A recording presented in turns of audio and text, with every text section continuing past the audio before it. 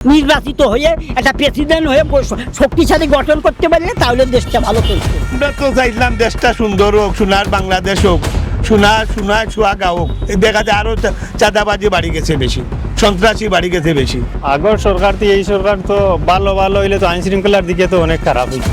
দেশের বর্তমান আইন শৃঙ্খলা পরিস্থিতি নিয়ে কি ভাবছে সিলেটের সাধারণ মানুষ? কালের কণ্ঠের বিশেষ আয়োজন জনতার কণ্ঠে সাধারণ মানুষের মতামত জানতে আমি কবির আহমেদ আছি আপনাদের সাথে। আপনিও চাইলে জানাতে পারেন আপনার স্বাধীন এবং নিরপেক্ষ মতামত। চাঁদাবাজি সন্ত্রাসী তো কাকা হয়ে যাচ্ছে।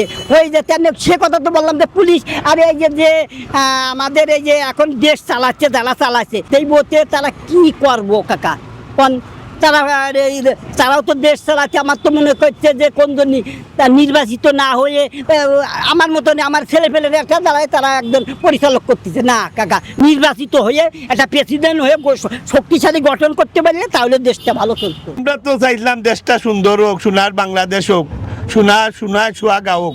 দেখা যায় আরো চাঁদাবাজি বাড়ি গেছে বেশি, সন্ত্রাসী বাড়ি গেছে বেশি।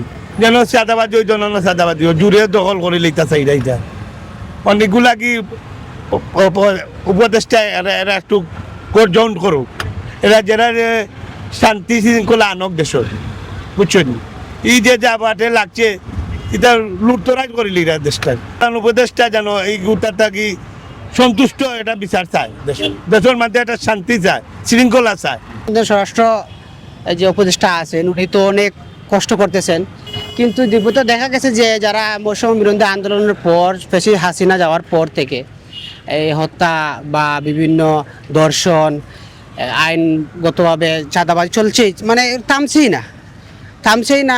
মানুষের ভিতরে ভয়ভীতি আছে। এখন কি আমার ভিতরে একটা ভয়ভীতি আছে। রাত্রে 12টার সময় আমার বাড়ি আবার অনেক দূরই, রাতে 12টার দিকে যেতে হলে আমি চিন্তা ভাবনা করে যাই। এখন স্বরাষ্ট্র উপদেষ্টাতে তারা তো শুনলাম যে চিরুনি অভিযান শুরু করেছে, তাতে কি কমবে? এটা একটা প্রশ্ন, বড় ধরনের একটা প্রশ্ন। প্রধান উপদেষ্টা যিনি আছেন ডক্টর ইউনূস, তার এখানে আমরা এইটাই প্রত্যাশা যে সাধারণ জনগণ একটু ভালোভাবে সুষ্ঠুভাবে চলাফেরা করার জন্য, সেটা সুযোগ দেওয়ার জন্য আমরা এটা ভালোভাবে চাই আর কি। দেশের বিভিন্ন জায়গায় চাঁদাবাজি ও ছিনতাইকারী ওর দেশের আইন শৃঙ্খলা আরো কঠোর হওয়ার দরকার।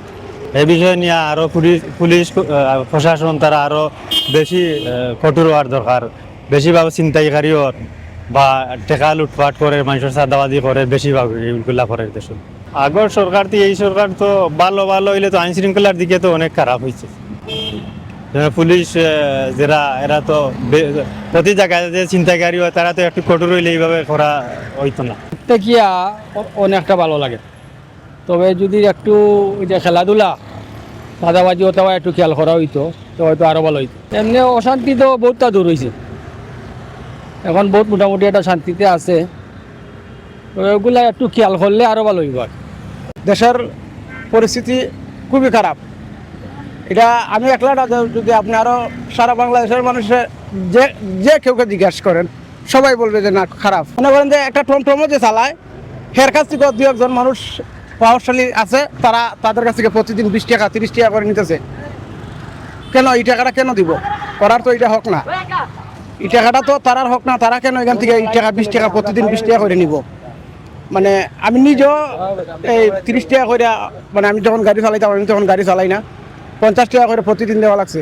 আইন শৃঙ্খলা পরিস্থিতি ভালো না, নিরাপদ না, দেশের পরিস্থিতি খারাপ। পুলিশ নিজেরাই ব্যক্তি, পরিস্থিতি খুবই খারাপ। দেশে চাঁদাবাজি চলছে, পরিস্থিতি খুবই খারাপ। এটা নির্বাচনের দরকার, আর না হইলে তো দেশ চলবে না। দেশের জন্য সরকার একজনের দরকার এই মুহূর্তে।